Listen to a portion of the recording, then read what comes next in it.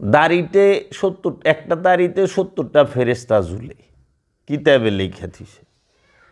এখন প্রশ্ন যদি করেন, এটা কি খালি মুসলমানের দাড়িতে? কার দাড়িতে 70টা ফেরেশতা ঝুলে? দাড়ি তো সবার আছে।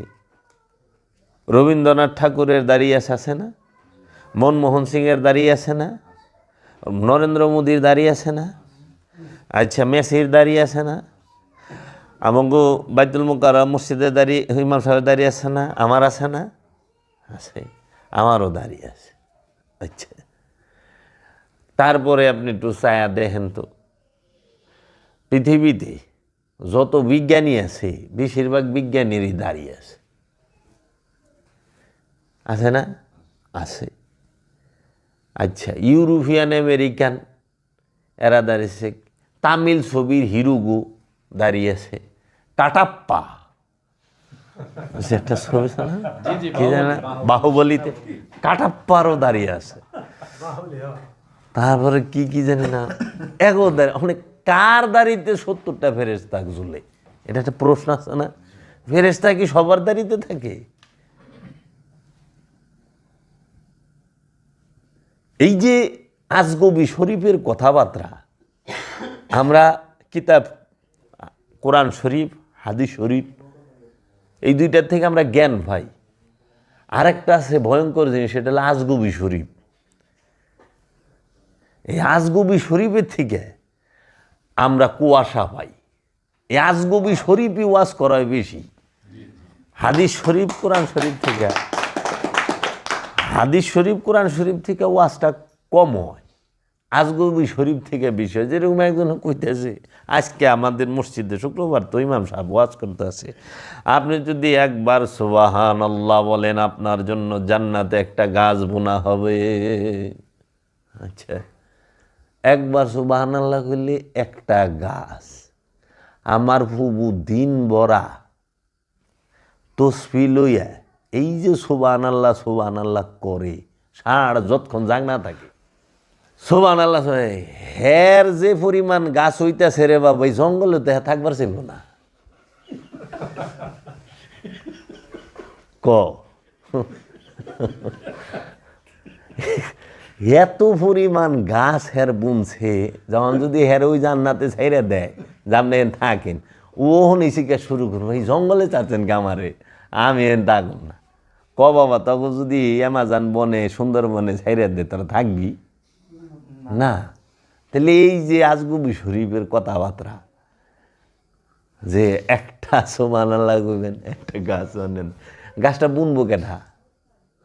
গাছ বুনবার গেলে মাটি লাগবো, আগুন লাগবো, পানি লাগবো, বাতাস লাগবো।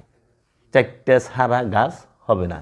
তার মানে জান্নাতে আগুনও আছে, পানিও আছে, মাটিও আছে, বাতাসও আছে। আছে না? হ্যাঁ।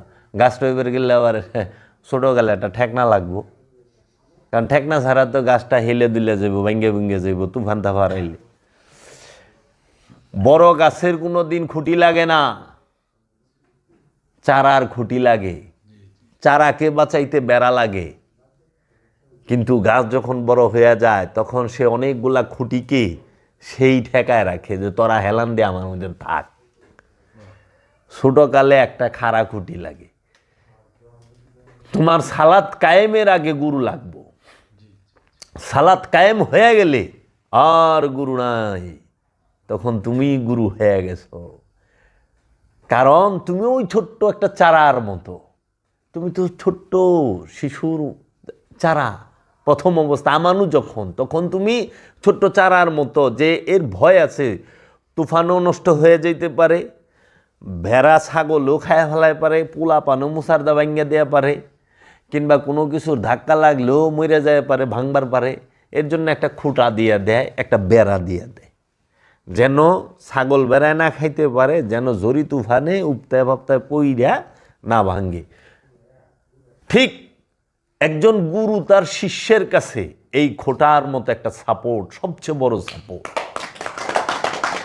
এই বেড়ার মতো সাপোর্ট, যেন খান্নাসরূপী শয়তানের কুমন্ত্রণা আইসা এই নফসটাকে কি না করতে পারে, একদম ধ্বংস করে দিতে না পারে, মাইরা ফালাইতে না পারে, নষ্ট কইরা না দিতে পারে, বিপথে না নিতে পারে, তখন গুরু ওই খুঁটার মতো তার সাথে সবসময় মিলা থাকে, সেভ করে না, একের মধ্যে রাখার চেষ্টা করে। তাইলে পরে এই যে আমরা এখন এই যে ওয়াজ নসিহত জান্নাতে যাবার জন্য আমরা পাগল, ডেফিনেটলি, অবশ্যই। কিন্তু আপনি যেমনি কোন জান্নাত যদি এত সস্তা হইতো তাহলে কেমন? আজকে মৌলানা সাহেবের ওয়াজ শুনলাম যে ইমান সম্পর্কে ওয়াজ করতেছে, তো একটা জায়গায় বলতেছে ইউরোপিয়ান আমেরিকান কিংবা বিধর্মীরা তারা অনেক ভালো কাজ করে, অনেক ভালো কাজ করে, কিন্তু তাদের ভালো কাজগুলোর কোনো মূল্যই নাই। এমনি একটা ঝাঁকি মাইরা কয়ে দিল, কোনো মূল্য নাই, কারণ তারা ইমান আনে নাই।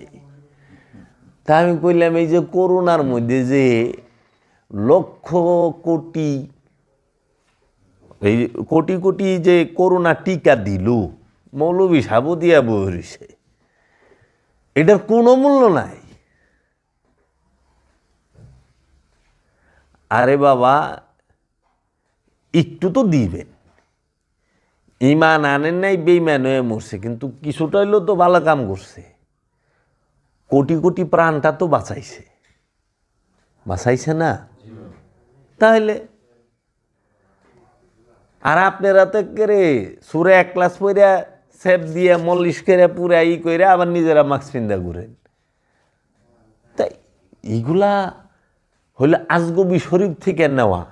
এই আজগবি শরীফ থেকে আমরা যে সময় সরতে পারুম, তখন হইল আমাদের জ্ঞান নয়ন কিছুটা হইল খুলব।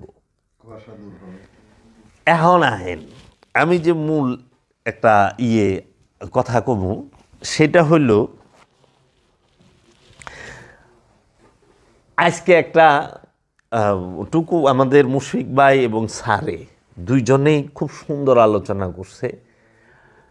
ওনারা আমার কাছে অসাধারণ লাগছে, আপনার কাছে কেমন লাগছে আমি জানি না, আমার কাছে অসাধারণ লাগছে। এবং দুইজনে দুইটা বিষয়ে সুন্দর আলোচনা করছে, তো এক হয় নাই, দুইটা হয়েছে। তাহলে আমিও তাদের সাথে একটু তাদের নিচে নাইমা একটু আলোচনা করি, হ্যাঁ, তাদের নিচের থেকে, কারণ ওই দুইটা তো হয়েছেই, তাহলে একটা ব্যালেন্স হবে। যেরকম অনুসরণ আর অনুকরণ, এইটা নিয়ে একটা মূল আমাদের মূল বিষয়টা হলো ফাউন্ডেশনটা আগে তৈরি করা। ফাউন্ডেশন যখন শক্ত হবে তখন ছাদে যত ওজনই হোক সমস্যা হইব না। আর ফাউন্ডেশন নড়বড় হইলে ছাদে সামথিং ওজন দিলেই ভাঙ্গা পড়ব। এর জন্য আল্লাহ রাব্বুল আলামিন সর্বপ্রথমই বলছে যে আতি আল্লাহ আতিয়ার রসুল, ওয়া নাই কিন্তু আতি আল্লাহ আতিয়ার রসুল, তোমরা আল্লাহর আনুগত্য করো এবং রসুলের আনুগত্য। আত্তাবিউনি, তোমরা আমার অনুসরণ করো, আমার অনুসরণ করো, আমার হাবিবের রসুলের অনুসরণ করো। অনুসরণ কয়জনের করতে কইছে? রাব্বুল আলামিন বলতাছে যে আল্লাহ আল্লাহ রসুলের, আল্লাহ আল্লাহ রসুলের। আল্লাহ কিন্তু কয় না তোমরা আমার নবীর অনুসরণ করো, আল্লাহ বলতাছে তোমরা আমার রসুলের অনুসরণ করো। কেন বলল? কারণ নবী সব জায়গায় যায় না, সবার কাছে যায় না, কিন্তু রসুল সব জায়গায় যায়, রসুল সবার কাছে যায়। এর জন্য নবী কিন্তু সার্বজনীন না,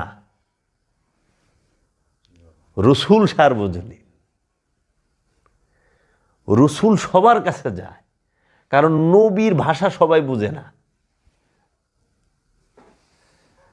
আবার একদিকে রসুল নবী সার্বজনীন, প্রত্যেকটা জিনিসের যেরকম ইনি কিন্তু শিক্ষক, এখন কিন্তু উনি শিক্ষক না।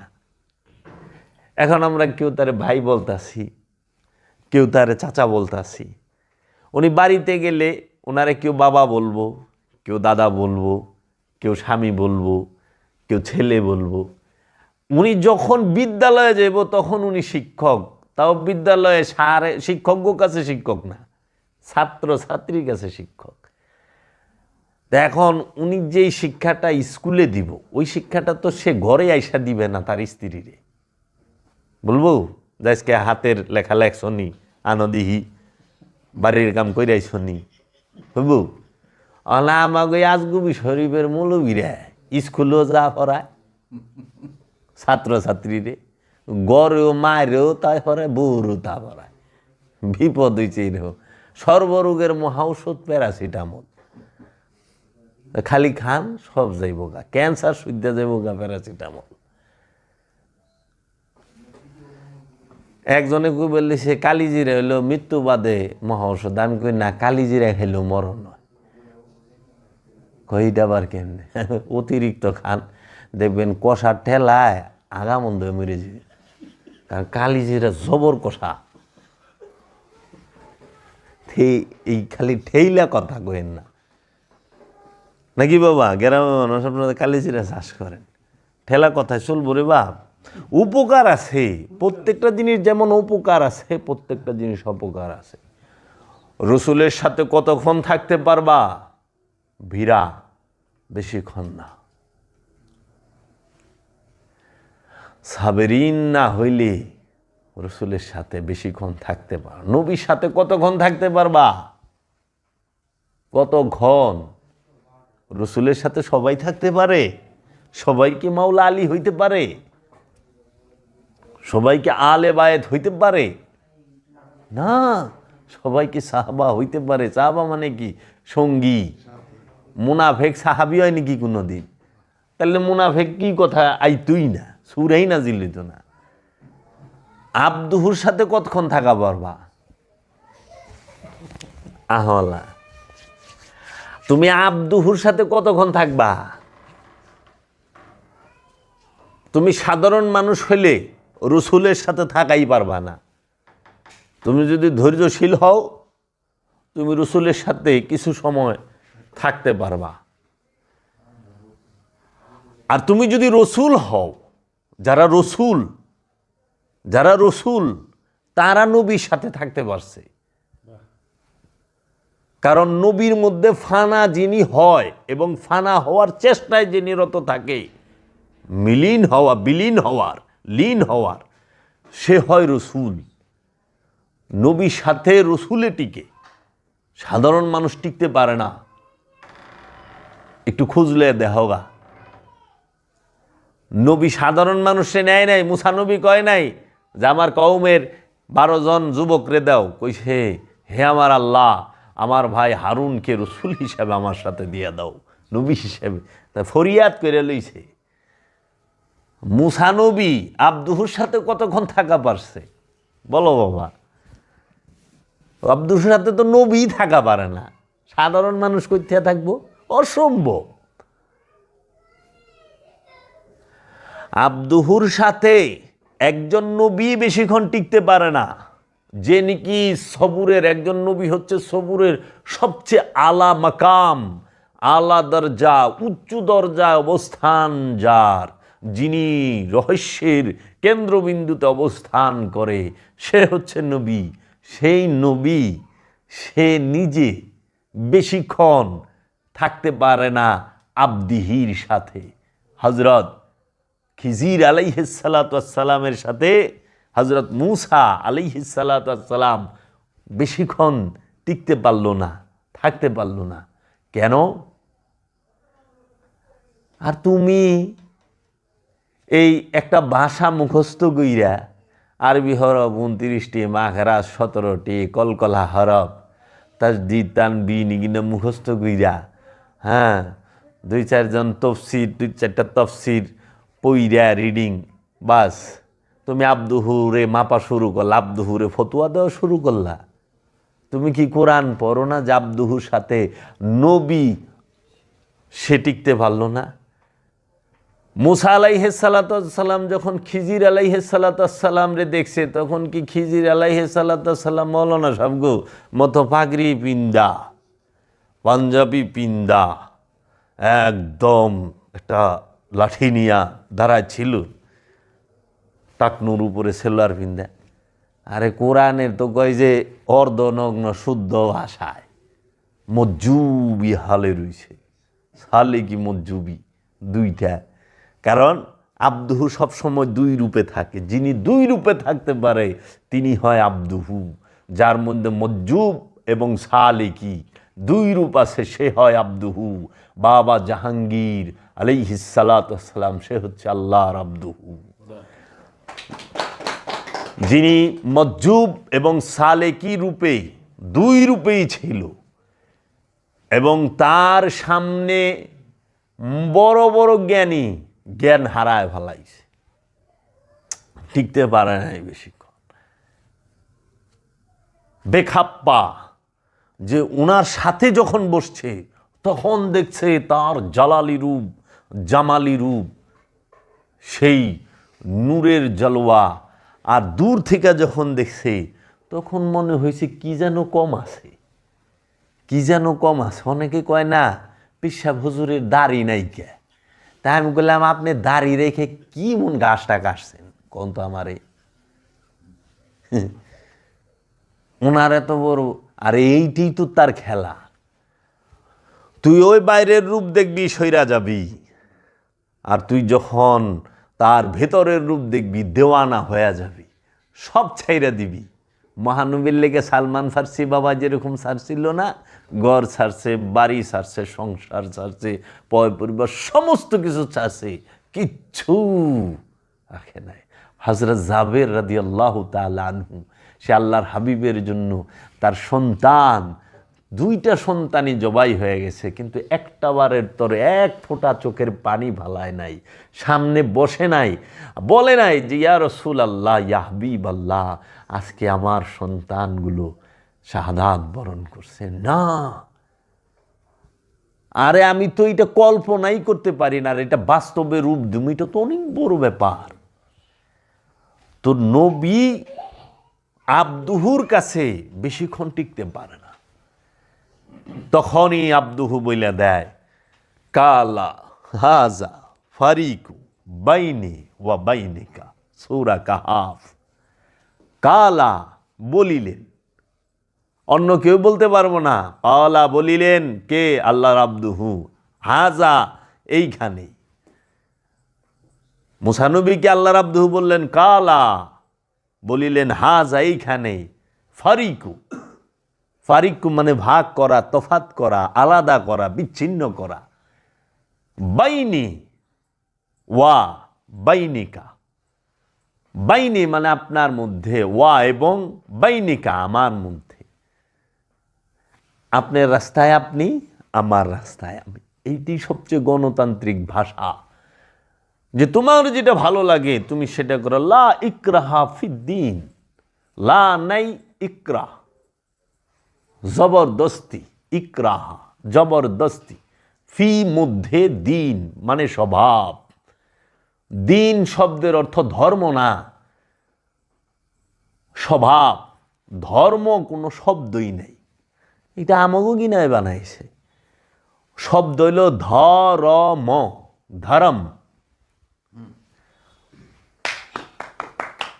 ধরম, ধ বৈষ্ণর ম, ধরম। ওইটা রে হিন্দুস্থানিগুলোকে মিলা যায়, হিন্দুগুলোকে মিলা যায়, গন্ধা হেতে কি করণ যায়। আরে একটা কাইটা খালি উপরে একটা রেপ মাইরা দেন, ধর্ম বানায় দেন। ধ আর ম আছে, বৈষ্ণবরে কাইটা ফালাই দিয়া রেপ বানায় দিছে। আমরা কাটা ছাটার মধ্যে খুব উস্তাদ, খালি দেহি টাকনুর দিকে খেল, মাথার দিকে খেল।